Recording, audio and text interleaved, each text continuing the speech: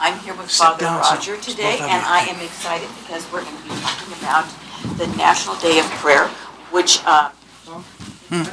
isn't it, Father? Oh, I think maybe this year more than ever. You bet, especially the last events of the week or two. We've had, we're in rough times right now. Yes, we are. Yes, we are. So I think that this is very appropriate. I do So too. please tell our viewers about the National Day of Prayer.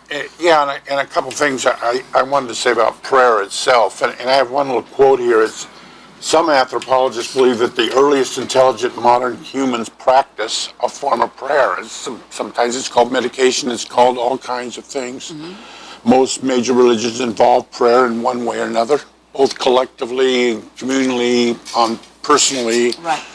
The act of prayer is attested to in written sources as early as 5,000 years ago. So we're not talking about some kind of a new thing. Praying is very, and I want to, even though I'm a Christian and a Christian perspective, it isn't just limited to Christians and Christian perspectives, and especially the need for prayer and thought. Right.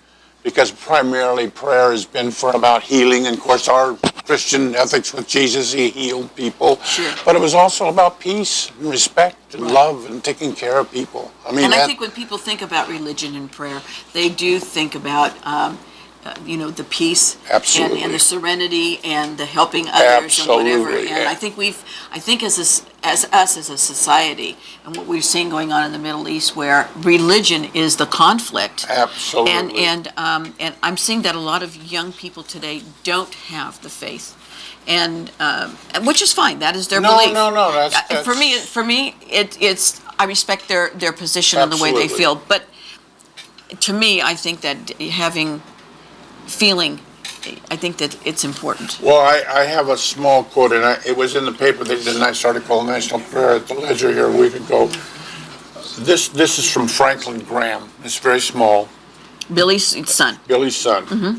I believe our nation is in trouble today, probably more than I've seen in my lifetime, and I feel that way too. Mm-hmm. We're contending with issues that are causing the very foundation of our country to crumble. Our moral and spiritual roots are eroding, the economy is misleading, family life is disintegrating, and political forces are at unprecedented odds with each other. There seems to be very few leaders who will take a stand for God and His Word. And this country grew up as a Judeo-Christian country but in that was the respect of religious freedom. You can believe, you don't believe, you can go any path you want, but the crux of it was love and care and peace, and as I discussed with you. And I think that's what it's all about. Well, Father Roger, the thing that I don't understand is that, they're telling you we have to be tolerant of other people's Absolutely. feelings and whatever, and I totally believe that. I do too. But I don't believe in religious beliefs that go out and feel it's proper to kill in the name of their God. Absolutely. And For all religions. yes, absolutely.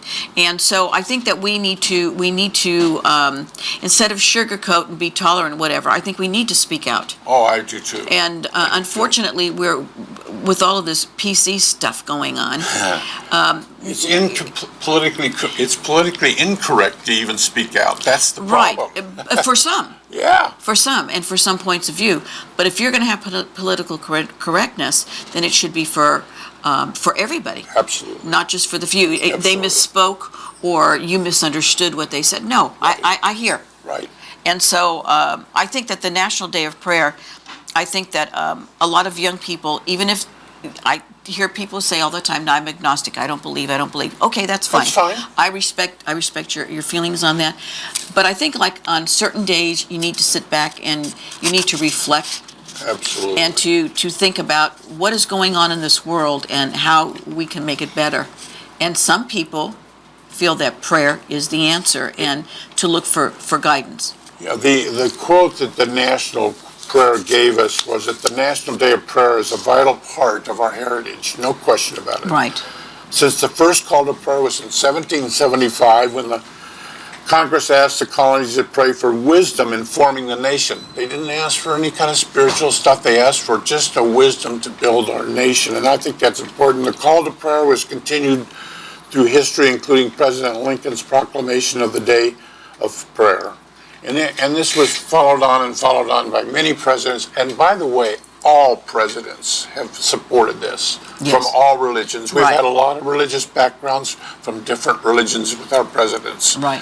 But they've always realized everything you just said, that it's important for us to sit back and take stock of loving, respecting, and asking for a peaceful world. You bet. And especially our country. You bet. Father Roger, I want to thank you so very, very much for your enlightening words, and I hope that everybody takes heed and one day at least say a little prayer. And let me just tell you real quick what we're doing locally. The National Day of Prayer, we're having a breakfast a week from yesterday, Thursday at Grace Church. It's at 7 a.m., goes to 8:30. It's all the churches, the ministers are sponsored. And you know it'll be great because they're going to hard break. When we wrap up at the end, would you please mention that? Oh, absolutely. Okay, great. Absolutely. We're going to go to a break and we'll be right back. Sure.